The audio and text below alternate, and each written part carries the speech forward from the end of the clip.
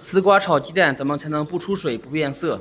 今天给大家分享2个实用技巧，不仅好吃入味，颜色也非常漂亮。下面看一下具体的操作方法。准备几根丝瓜，切掉2头，把皮削掉。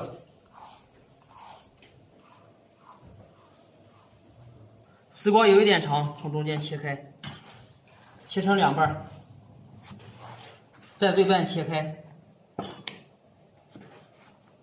把这个瓜瓤去掉，这样炒出来不会发黑。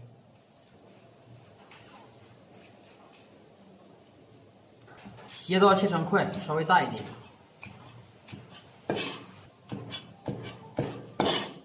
大蒜切片，打几个鸡蛋，打散。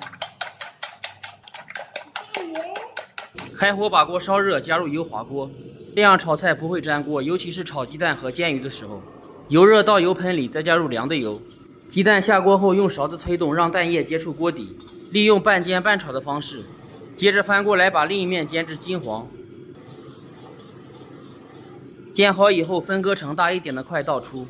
重点来了，锅里加水，丝瓜一定要冷水下锅，加一点油，让色泽更加明亮。如果开水下锅，丝瓜会发黑。而且是外边软里边硬，炒出来不成形。倒出控水，锅里放油，下入蒜片，小火炒香，颜色变黄，下入丝瓜，简单翻炒几下，注意控制火候，不要太大了。翻炒几下，加入盐、白糖、味精，切记不要加水，快速翻炒均匀。接着倒入鸡蛋炒匀，炒好以后出锅装盘。一道家常美味的丝瓜炒鸡蛋就制作完成。这样炒出来，丝瓜不出水不变色。喜欢的朋友可以试一下。感谢大家的关注和支持，下期见。